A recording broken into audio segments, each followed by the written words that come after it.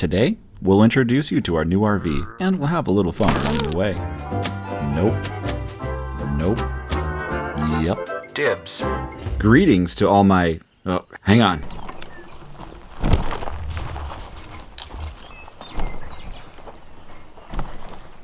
There. Greetings to all my loyal squatchologists out there.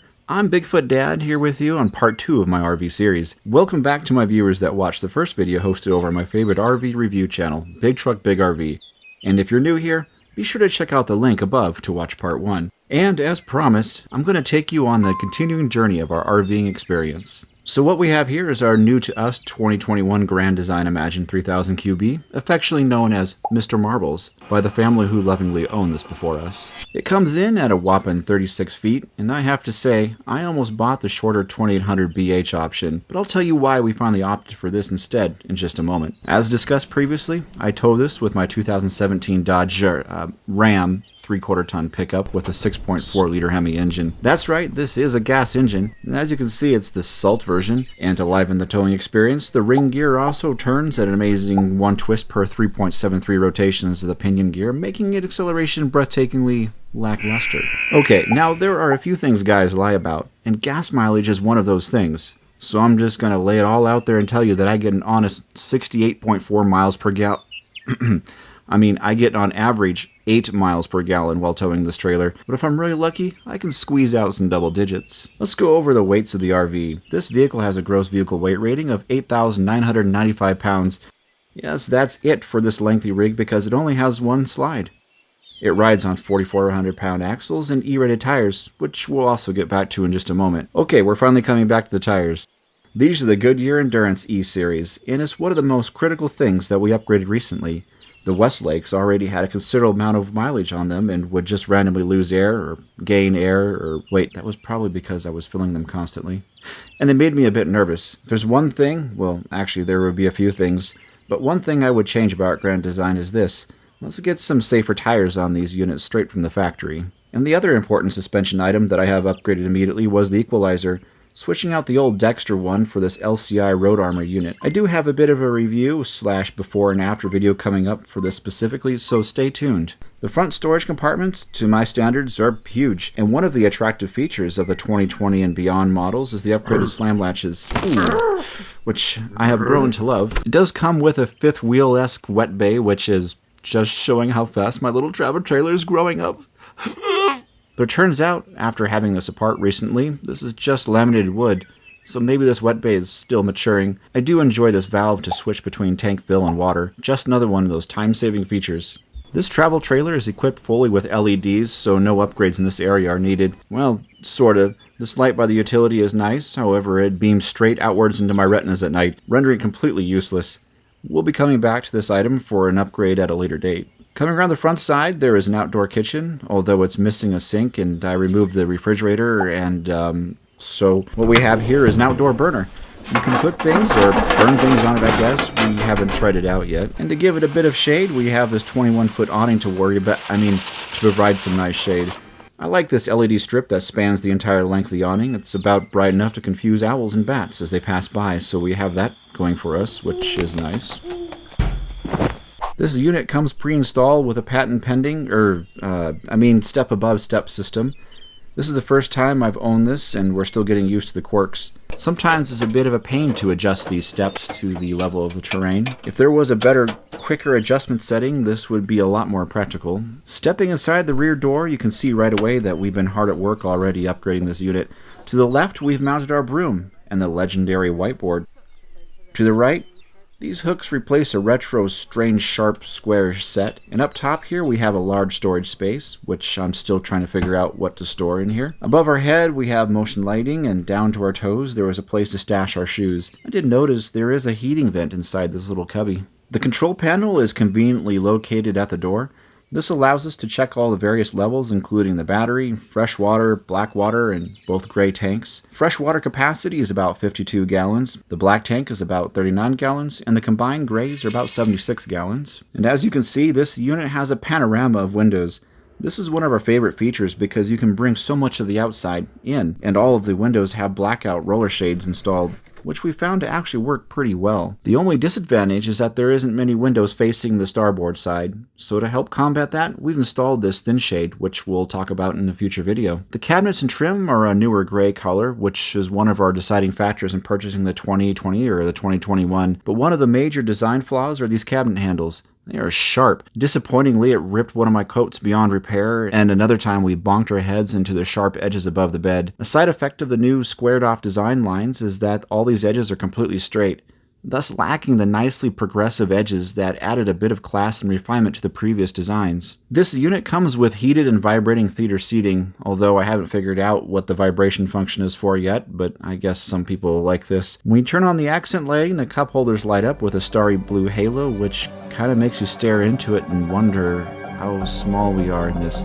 galaxy and what the meaning of life is. And, whoa, welcome back to reality.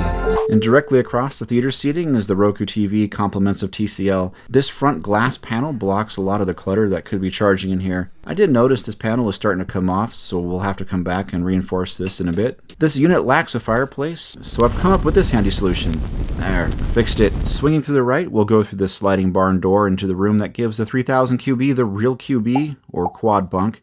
There are 3 distinct bed sections in here, so I assume they are assuming that the 2 children will assume the lower bed, I assume. These brown pads are clearly not enough padding, so we cut up and installed memory foam under the furry brown Squatch pads, and as it turns out from our last trip, still isn't all that comfortable. We'll be looking for a better solution very soon. But backing up just a tad here, you can see the appeal of the quad bunk, and what finally made the decision for us. Sure, sliding the door closed on the children is a nice feature.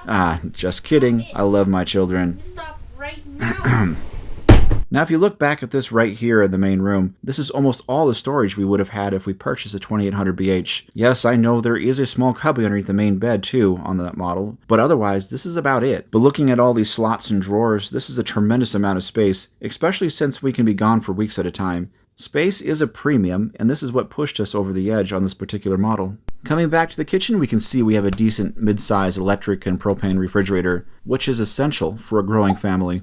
And to the left, we have a 3-burner range and stove. The oven kind of confuses me. I think we may be able to fit a thin pizza crust in there and maybe a few tater tots. Maybe. But hey, it lights up and looks interesting at night. Above that, we have a compact microwave. There are plenty of cabinets in this kitchen, more than enough to store the miscellaneous pots and pans or other food items. The sink has a large basin, which is what we prefer as opposed to a split basin, and the faucet doubles as a sprayer. Let's not forget about the placements of these outlets. As you can see here, this makes it a breeze plugging in a coffee maker or electric skillet. Our last unit had these outlets stuck up underneath the shelving. The cords were always just a couple inches shy of reaching their final destination. Now let's talk about heating and cooling.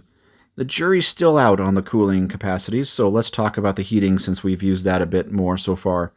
This unit is equipped with a 35,000 BTU furnace, and it seems to do all right. However, there were a couple of issues. One of them is the placement of this vent right here, and here is the thermostat.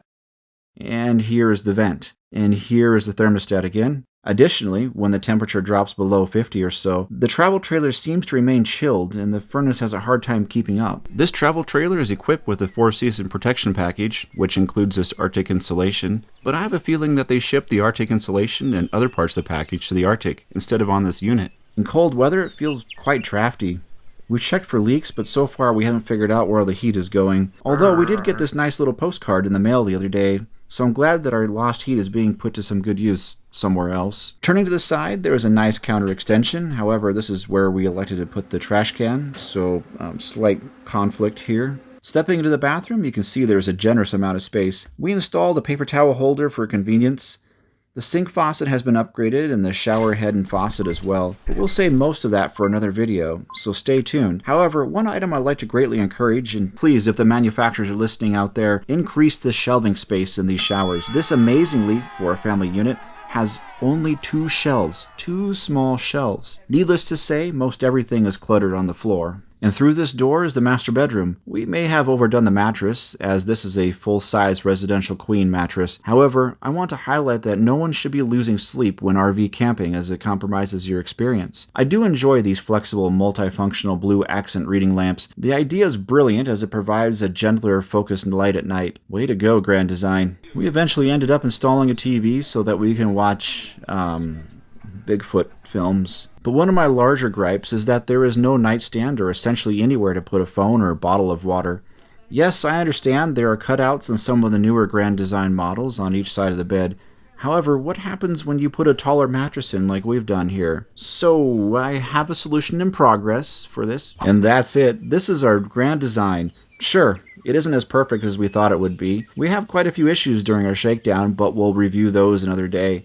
The important point here is that we finally have a proper camper that we can spread out in and enjoy. We have taken 3 voyages so far, and it has been quite pleasant and comfortable. And those experiences will get even better as we continue to upgrade and optimize our new mobile space. Thank you for joining us today for our RV introduction. We have plenty of other material on the way, so please consider subscribing and giving us a thumbs up.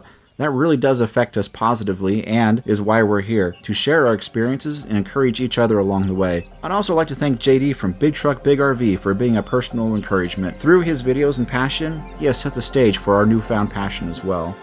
Until next time, keep in tune, my little squatches.